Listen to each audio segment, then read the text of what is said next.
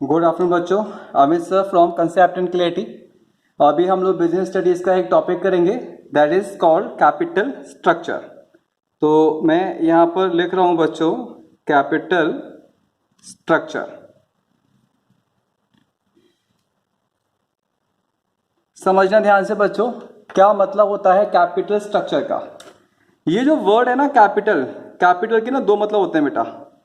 एक तो मतलब होता है इक्विटी, जिसको हम लोग बेसिकली बुलाते हैं ओनर्स कैपिटल, और एक होता है आपके पास डेट या डिवेंचर, इसको हम बुलाते हैं बोरोड फंड। और ये जो वर्ड है स्ट्रक्चर, स्ट्रक्चर का मतलब होता है कॉम्बिनेशन। कॉम्बिनेशन तो आपका जो कैपिटल स्ट्रक्चर वर्ड है, कैपिटल स्ट्रक्चर वर्ड है, इसका मतलब होगा कॉम्बिनेशन या फिर mix of debt and equity. ये इसका मतलब होगा बेटा। मतलब कि अगर ये एक रिलायंस कंपनी है बच्चों हमारे पास, यहाँ पर ये रिलायंस इंडस्ट्रीज लिमिटेड है, तो ये कैपिटल स्ट्रक्चर के अंदर कॉम्बिनेशन बनाएगी या मिक्स बनाएगी डेट एंड इक्विटी का। क्यों मिक्स बनाएगी डेट एंड इक्विटी का? जिससे कि जो कॉस्ट ऑफ कैपिटल है, जो कॉस्ट ऑफ कैपिटल है वो क्या हो जाए बेटा, वो हो जाए मिनिमम मिनिमम। और कंपनी का जो प्रॉफिट है या फिर जो वेल्थ ऑफ शेयर होल्डर्स है, जो वेल्थ ऑफ शेयर होल्डर्स है वो क्या हो जाए बेटा यहाँ पर, वो हो जाए मैक्सिमम। ये होता है आपका कैपिटल स्ट्रक्चर की थ्योरी बच्चों यहाँ पर। ठीक है जी। क्या होता है कैपिटल स्ट्रक्चर?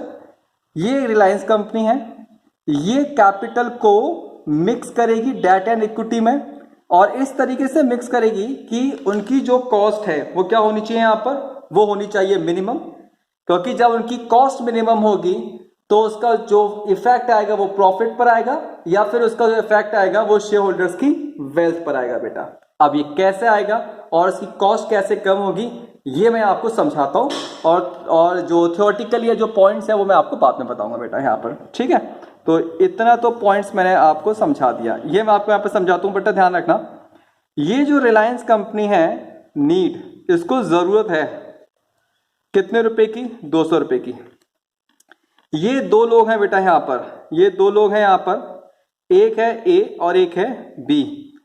जो ए है वो ये बोल रहा है कि मैं रिलायंस कंपनी को 100 रुपए देने को तैयार हूं in the form of share. मतलब कि ये कंपनी के अंदर ओनर बनेगा बेटा, ये 100 रुपए देने को तैयार है यहाँ पर। दूसरा बंदा है बी, वो ये बोल रहा है कि भाई साहब मैं भी 100 रुपए देने को तैयार हूं रिलायंस कंपनी को, लेकिन मैं वो पैसा दूंगा उनको यहाँ पे उधार, जिसको हम बोलते हैं डेट, जिसको हम बोलते हैं डेट।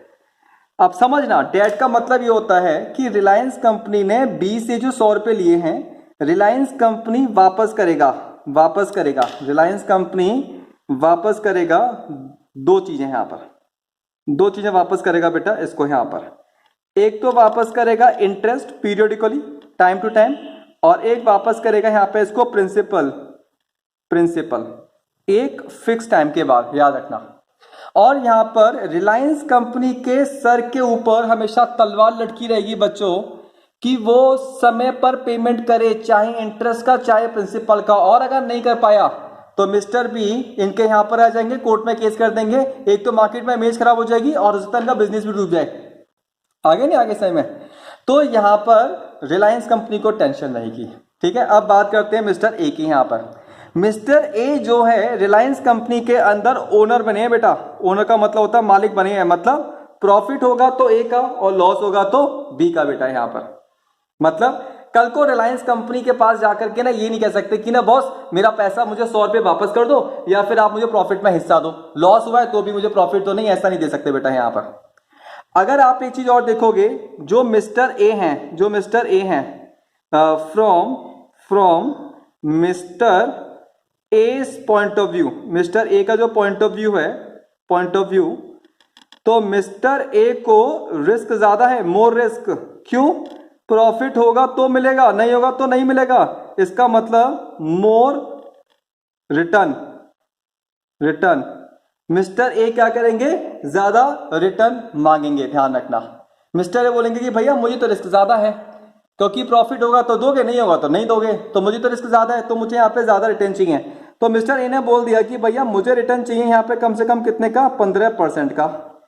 और जो बी है वो क्या बोल रहा है यहाँ पर कि भैया लेस रिस्क, मतलब मुझे आपके प्रॉफिट से मतलब नहीं है, मुझे क्या चाहिए यहाँ पर, वॉन्ट फिक्स इंटरेस्ट, मुझे तो यहाँ पर इंटरेस्ट चाहिए, वॉन्ट फिक्स इंटरेस्ट, वो भी फिक्स चाहिए यहाँ पर।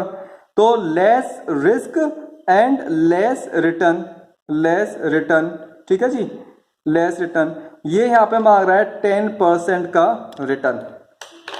तो आप एक चीज समझना, जो कंपनी है, अगर मैं कंपनी की बात करूं, कंपनी लेना चाहती है, कंपनी प्रिफर क्या, डेट। क्यों? बिकॉज ऑफ लो कॉस्ट, ठीक है। लेकिन इसमें परेशानी है। परेशानी क्या है इसके अंदर? परेशानी है कि कंपनी के ऊपर ना तलवार लटकी है, तलवार। और क्या तलवार लटकी है साहब, कि ना अगर पेमेंट नहीं किया तो ये आ जाएंगे पैसा मांगने। आगे सही में। तो यहां पर रिलायंस कंपनी को मिक्स करना है डेट एंड इक्विटी में। रिलायंस कंपनी ये चाहती है कि मैं डिवेंचर तो लूं, लेकिन इतना ज्यादा नहीं ले लूं कि वो तलवार जो है मेरे सर पे आ जाए, ठीक है, और कल को मेरी कंपनी बंद हो जाए। तो यहां पर कैपिटल स्ट्रक्चर का मतलब, अच्छा एक और चीज है, यहां पर मैं आपको पहले ही बता चुका हूं कि कंपनी ने अगर ए से 100 रुपए लिए तो कंपनी को पेमेंट करना पड़ेगा, पे 15% डिविडेंड। अगर 100 रुपए लिए हैं तो 15 रुपए का पेमेंट करना पड़ेगा, और यहां पर पे करना पड़ेगा, पे 10% इंटरेस्ट, मतलब कि 10 रुपए का पेमेंट करना पड़ेगा। कंपनी के पॉइंट ऑफ व्यू से देखोगे तो कंपनी की जेब से ना सिर्फ और सिर्फ यहाँ पे 10 रुपए जा रहे हैं। तो कंपनी हमेशा यही चाहती है कि भैया डिवेंचर के थ्रू पैसा ले लो, क्योंकि यहाँ पे आपको जो इंटरेस्ट है उसका पेमेंट आपको जो है कम करना पड़ेगा बेटा यहाँ पर। लेकिन मैंने आपको बता दी परेशानी क्या है। परेशानी क्या है यहाँ पर? परेशानी सिर्फ एक है कि तलवार लटक जाएगी आपके सर के ऊपर बेटा। तो कैपिटल स्ट्रक्चर का मतलब होता है कि हमें ऐसा कॉम्बिनेशन बनाना है जिसके अंदर हम मैनेज कर लें, हमारे सर के ऊपर तलवार भी नहीं लटकी रहे और हमारे पास जो है डिवेंचर भी आ जाए बेटा यहाँ पर। इसी को बोलते हैं कैपिटल स्ट्रक्चर बेटा, ठीक है जी। अब मैं, ये तो मैंने आपको समझा दिया बेटा, ठीक है। अब मैं जो है आपको इसकी थ्योरी समझाऊंगा पूरी, जो आपको एग्जाम में लिखनी है बच्चों यहाँ पर। फाइन, तो अब हम आ जाते हैं बेटा यहाँ पर, क्या थ्योरी है हमारे पास यहाँ पर। तो ये जो है कैपिटल स्ट्रक्चर, तो देखो क्या लिखा हुआ है हमारे पास, it refers to the mix, मैं आपको पहले बता चुका हूं, mix between the owners fund and borrowed fund, ठीक है। Capital structure is optimal. Optimal का मतलब पता है क्या होता है? इसका मतलब होता है इक्विलिब्रियम पॉइंट। मतलब ये वो पॉइंट है जहां पर कंपनी को मैक्सिमम बेनिफिट होगा, ठीक है। मैं लिख देता हूं यहां पर maximum benefit when proportion of debt and equity in such that results in increase the value of equity shares, maximize the value of shareholder। ये पॉइंट भी मैं आपको समझा चुका हूं। कैपिटल स्ट्रक्चर एम्फसाइज करता है increasing the value of shareholders wealth, ये वाला पॉइंट भी मैं आपको बता चुका हूं बेटा। यहां पर इंपॉर्टेंट पॉइंट्स क्या है ये देखना। जब कभी भी मैं बात करता हूं ओनर्स फंड, तो ओनर्स फंड का मतलब के अंदर क्या क्या आता है? Equity, reserve and surplus, preference shares, ये सारे ओनर्स फंड होते हैं। बोरोड फंड में क्या आता है? सिंपल सी बात है, उधार। बोरोड फंड का मतलब क्या होता है बेटा? उधार का मतलब होता है जो पैसा लिया है ना वो पैसा वापस करना पड़ेगा। लोन लिया है, डिवेंचर, पब्लिक डिपॉजिट सब उधार है। बड़ी इंपॉर्टेंट चीज है, मैं आपको पहले भी समझा चुका हूं, जो कॉस्ट ऑफ डेट है जिसको हम बोलते हैं इंटरेस्ट, ब्याज, ये हमेशा क्या होती है? लोअर होती है, कम होती है। और किससे कम होती है बेटा? देन कॉस्ट ऑफ इक्विटी जिसको हम बोलते हैं डिविडेंड। याद होगा आपको, एग्जाम्पल बताया था, कॉस्ट ऑफ इक्विटी यानी कि डिविडेंड अगर 15% है तो कॉस्ट ऑफ इंटरेस्ट कितना होगा? 10%। हमेशा रेट फिक्स है क्या? नहीं, बिल्कुल फिक्स नहीं है। हाँ, इतनी गारंटी है कि जो इंटरेस्ट है वो हमेशा और हमेशा कम होगा। क्यों कम होगा? क्योंकि वहां पे कोई भी रिस्क नहीं है बेटा, ठीक है जी। एक और बहुत इंपॉर्टेंट चीज और क्या है, इंटरेस्ट इज टैक्स डिडक्टेबल। ये वर्ड बहुत आएगा, इंटरेस्ट इज टैक्स डिडक्टेबल। इसका मतलब क्या है टैक्स डिडक्टेबल का? जो इंटरेस्ट होता है उसको हम मानते हैं एक्सपेंडिचर। ये जो इंटरेस्ट है, ये टैक्स नहीं बेटा, ये जो इंटरेस्ट है इसको हम मानते हैं एक्सपेंडिचर। जब कभी भी बिजनेस के अंदर एक्सपेंडिचर बढ़ जाता है तो आपका प्रॉफिट कम हो जाएगा, और अगर आपका प्रॉफिट कम हो जाएगा तो आपका टैक्स भी कम हो जाएगा। याद रखना, जो टैक्स लगता है वो प्रॉफिट पर लगता है बेटा, प्रॉफिट पर लगता है बेटा वहां पर हमेशा, ठीक है। और जो डिविडेंड है वो हमारा खर्चा नहीं है। Dividend is not an expenditure. Dividend जो है वो हमारा एक्सपेंडिचर नहीं है। जब एक्सपेंडिचर नहीं है तो हमारा प्रॉफिट कम नहीं होगा, और जब प्रॉफिट कम नहीं होगा तो हमारा टैक्स भी कम नहीं होगा। तो इन शॉर्ट, अगर रिलायंस कंपनी के सामने ऑप्शन है कि वो पैसा इक्विटी से ले या इंटरेस्ट से ले या डिवेंचर से ले, ब्याज पे पैसा उधार ले मार्केट से, तो उसके सामने एक इंसेंटिव है कि अगर ब्याज पे पैसा उधार लेगा ना तो उसकी वजह से उसका प्रॉफिट कम हो जाएगा बेटा, टैक्स भी कम लगेगा बेटा वहां पर। आगे नहीं आगे सही में, तो ये पॉइंट हो गया हमारे पास यहां पर। फिर एक और चीज है यहां पर हमारे पास, debt is cheaper but more risky. ये आपको पता है मोर रिस्की का मतलब क्या है? बट मोर रिस्की, इसका मतलब यह है कि कंपनी के सर के ऊपर तलवार लटकी है साहब, ठीक है ना, कंपनी के ऊपर तलवार लटकी है। जो इंटरेस्ट है वो सस्ता सो है, जो डेट इज चीपर, डेट का मतलब पता है क्या बेटा यहां पर? डेट का मतलब है इंटरेस्ट, इंटरेस्ट, और इंटरेस्ट कितने परसेंट लगाया था हमने यहां पे? 10%। तो 10% कम तो है डिविडेंड के कंपैरिजन में, लेकिन अगर आपने जरूरत से ज्यादा लोन ले लिया बच्चों यहां पर, और कभी भी गलती से अगर आप एक बार पेमेंट नहीं कर पाए तो आपकी कंपनी डूब गई बेटा, ठीक है जी। इसके बाद लिखा हुआ है, देखो मैंने लिखा भी आगे, any default in payment of interest और principal force business into failure. अगर कभी भी पेमेंट नहीं कर पाए तो बिजनेस क्या हो जाएगा? आपका फेल हो जाएगा। और इसी चीज को हम बोलते हैं यहां पर फाइनेंशियल रिस्क। फाइनेंशियल रिस्क, कोई पूछ ले फाइनेंशियल रिस्क क्या होता है? एक चांस है, एक पॉसिबिलिटी है आने वाले समय में, अगर आप इंटरेस्ट का पेमेंट नहीं कर पाते हो, अगर आप प्रिंसिपल का पेमेंट नहीं कर पाते हो बेटा, तो आपका बिजनेस फेल हो जाएगा। फिर है कैपिटल स्ट्रक्चर की वजह से आपके बिजनेस में दो चीजें अफेक्टेड होंगी, एक तो प्रॉफिटेबिलिटी अफेक्टेड होगी और एक आपकी लिक्विड फाइनेंशियल रिस्क आपका जो है अफेक्टेड होगा। अब समझना कैसे? अगर कंपनी ने ज्यादा डेट ले लिया, मोर डेट, तो इंटरेस्ट क्या होता है? चीपर होता है, ठीक है। Interest is cheaper than debt, interest is cheaper, interest is cheaper in debt, ऐसे लिखते हैं इसको, interest is in cheaper in debt. अगर आप जरूरत से ज्यादा लोन लोगे तो इंटरेस्ट की रेट क्या पड़ेगी? आपको सस्ती पड़ेगी। और जब भाई साहब इंटरेस्ट आपको सस्ता पड़ेगा तो जो कॉस्ट है वो आपको क्या पड़ रहा है बेटा? लोअर। और जब कॉस्ट आपको लोअर पड़ रहा है तो प्रॉफिट क्या हो जाएगा? आपका हायर हो जाएगा, पहली चीज। तो प्रॉफिटेबिलिटी का इफेक्ट आ गया बेटा। फाइनेंशियल रिस्क पे कैसे इफेक्ट आएगा? More debt, more debt, more debt का मतलब क्या हो जाएगा बेटा यहां पर? Chance, chance to failure, chance to failure. हो सकता है कि आप फ्यूचर में आने वाले 50 साल में कभी एक आध साल ऐसा आएगा कि आप सामने वाले को पेमेंट नहीं कर पाओगे, तो ये क्या हो जाएगा बेटा? हाई फाइनेंशियल रिस्क हो जाएगा बेटा यहां पर, ठीक है जी। ये हो गया हमारे पास यहां पर। अब ये एक एग्जाम्पल है जो यहां पर समझाया गया है, आपके एनसीईआरटी की बुक के अंदर भी है बेटा। और ये एग्जाम्पल क्या बोल रहा है यहां पर? ये एग्जाम्पल ये दिखाना चाहता है कि कैपिटल स्ट्रक्चर थ्योरी काम कैसे करती है। हर एक कंपनी, जैसे मैंने आपको बताया था, चाहती है कि वो ज्यादा से ज्यादा लोन ले, ज्यादा से ज्यादा लोन लेने की वजह से जो शेयर होल्डर हैं उनको फायदा होगा। वो इस एग्जाम्पल के अंदर यही दिखाना चाहती हैं। तो मैं आपको बताऊं, total fund use, total fund use का मतलब आपको पता है क्या यहां पर? टोटल कैपिटल, इसको मैं लिखूंगा यहां पर टोटल कैपिटल। मतलब बिजनेस के अंदर मुझे जो है टोटल कैपिटल कितना चाहिए? वो मुझे चाहिए यहाँ पे 30 लाख। अगर मैं मार्केट से पैसा उधार लूंगा तो उसके ऊपर जो रेट ऑफ इंटरेस्ट कितना दूंगा? 10% दूंगा। और जो भी मुझे प्रॉफिट होगा उसके ऊपर सरकार को टैक्स कितना दूंगा? 30% दूंगा।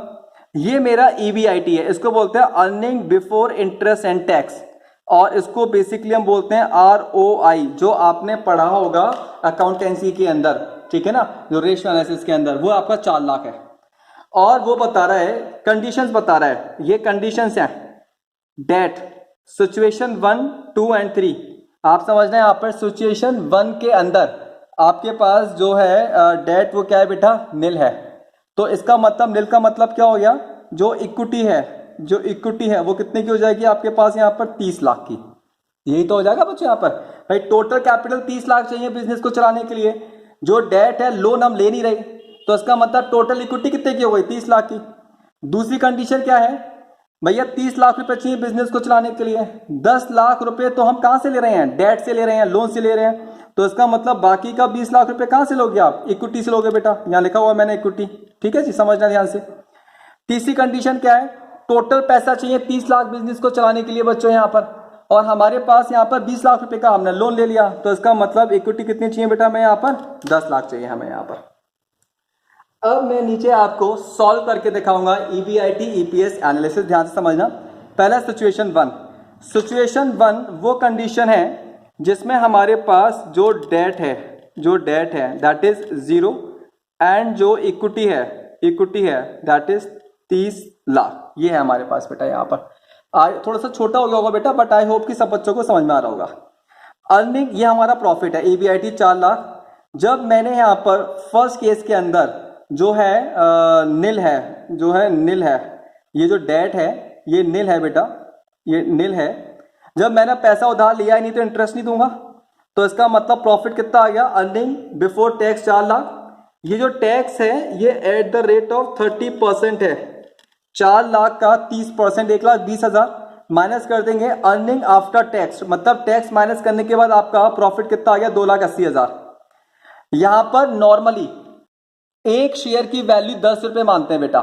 मेरे पास जो टोटल इक्विटी है वो 30 लाख की है, लिखा है इक्विटी 30 लाख की है मेरे पास यहाँ पर, तो यहाँ पे मेरे पास नंबर ऑफ शेयर्स कितने आ जाएंगे, 3 लाख आ जाएंगे। पता कैसे निकाले मैंने इसको, यहाँ पर मैं यहाँ निकाल के दिखाता हूं, 30 लाख डिवाइडेड बाय 10, तो ये आ जाएगा आपके पास यहाँ पर 3 लाख। 30 लाख टोटल कैपिटल है, एक शेयर 10 रुपए का है, तो टोटल नंबर ऑफ शेयर्स कितने आ गए आपके पास, 3 लाख आ गए। अब समझना, ये जो प्रॉफिट हुआ है 2,80,000 का, ये प्रॉफिट अब हम नंबर ऑफ शेयर्स में बांट देंगे कि एक शेयर पे कितने का प्रॉफिट हुआ है, उसको बोलते हैं EPS, अर्निंग पर शेयर। तो 2,80,000 का जो प्रॉफिट हुआ है वो टोटल 3 लाख शेयर पे हुआ है, 3 लाख से डिवाइड कर दो तो एक शेयर का प्रॉफिट आ गया कितना, 93 पैसा। मतलब कि फर्स्ट सिचुएशन के अंदर हम लोगों ने हर एक शेयर पर 93 पैसे का प्रॉफिट जनरेट किया है बच्चों हमने यहाँ पर, ठीक है ना। आई होप कि ये सारे के सारे बच्चों को समझ में आ गया होगा यहाँ पर। अब यहाँ पर सिचुएशन नंबर 2 लेते हैं।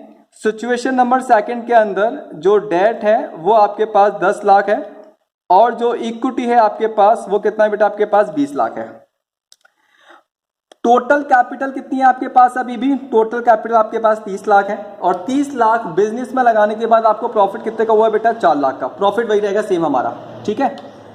जब मैंने 10 लाख रुपए का लोन ले लिया, 10% के हिसाब से इंटरेस्ट दे दिया 1 लाख का, तो मेरा प्रॉफिट कितना रहेगा बेटा यहाँ पर, 3 लाख का। इस 3 लाख रुपए के प्रॉफिट पर मैंने सरकार को टैक्स दे दिया यहाँ पे कितने का बेटा, 30%, 90,000 का, तो मेरा प्रॉफिट कितना रह गया टैक्स देने के बाद, 2,10,000। अब एक चीज समझना बेटा, यहां पर मेरे पास जो टोटल कैपिटल है इक्विटी वो कितनी है यहाँ पर, 20 लाख। एक शेयर कितने का है, 10 रुपए का, तो आपके पास नंबर ऑफ शेयर्स कितने आ गए बेटा, यहाँ पर 2 लाख आ गए। ये 2,10,000 का प्रॉफिट कितने शेयर्स पर हुआ है, 2 लाख शेयर्स पर हुआ है, तो 2 लाख से डिवाइड कर दो, तो इसका मतलब हर एक शेयर पर मुझे जो प्रॉफिट हुआ है वो कितने रुपए का हुआ है, 1 रुपये 5 पैसे का प्रॉफिट हुआ है बच्चों यहाँ पर मुझे। तीसरी कंडीशन क्या है बेटा मेरे पास यहाँ पर, ये मैं यहाँ पर लिख रहा हूं, मेरे पास जो डेट है वो है 20 लाख, तो इसका मतलब मेरे पास जो इक्विटी है वो कितनी है यहाँ पर, 10 लाख। टोटल कैपिटल अभी भी कितनी है मेरे पास बेटा यहाँ पर, 30 लाख। 30 लाख रुपए लगाने के बाद मुझे जो प्रॉफिट हुआ है यहाँ पर वो हुआ है 4 लाख का। लोन लिया है मैंने 20 लाख का, उसके ऊपर 10% का मैं इंटरेस्ट दूंगा बेटा 2 लाख का, तो प्रॉफिट कितना रहेगा मेरे पास, 2 लाख का। इस 2 लाख रुपए के प्रॉफिट पर मैं सरकार को टैक्स दूंगा 30%, कितने का, 60,000 का बेटा, तो प्रॉफिट कितना रह गया सरकार को देने के बाद, 1,40,000। अब समझना ध्यान से, मेरे पास जो इक्विटी है वो 10 लाख का है और एक शेयर 10 रुपए का है, तो नंबर ऑफ शेयर्स कितने आ गए आपके पास, 1 लाख। 1,40,000 का जो प्रॉफिट हुआ है 1 लाख रुपए के शेयर्स पर हुआ है, 1 लाख शेयर्स पर हुआ है तो आपको एक शेयर पर प्रॉफिट कितने का हुआ, ये हमने लगाया formula, profit divide by number of shares, ₹1.40। अगर आप एक चीज नोटिस करोगे पूरे क्वेश्चन के अंदर,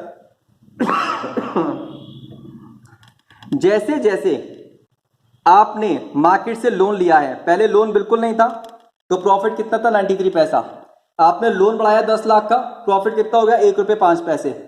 फिर आपने लोन और बढ़ाया बेटा, फिर आपका प्रॉफिट कितना हो गया, ₹1.40। तो आपने चीज नोटिस करी, जैसे जैसे लोन बढ़ाते जाओगे वैसे वैसे जो शेयर होल्डर्स की वेल्थ है, शेयर होल्डर्स की जो वैल्यू है वो क्या होती जाएगी बेटा, मैक्सिमाइज होती जाएगी। और इसी पूरे प्रोसेस को हम लोग साथ में बुलाते हैं ट्रेडिंग ऑन इक्विटी। कभी भी पूछने को आता है कि ट्रेडिंग ऑन इक्विटी क्या होता है, तो आपको जवाब देना है जितना ज्यादा डेट आप कैपिटल स्ट्रक्चर में लगाते जाओगे उतना ही ज्यादा फायदा होता जाएगा इक्विटी शेयर होल्डर को, और इसी प्रोसेस को हम लोग बुलाते हैं ट्रेडिंग ऑन इक्विटी बेटा। यहाँ पर आई होप कि आज की क्लास आप लोगों को समझ में आई होगी बेटा। नेक्स्ट क्लास के अंदर हम लोग करेंगे फैक्टर्स अफेक्टिंग कैपिटल स्ट्रक्चर।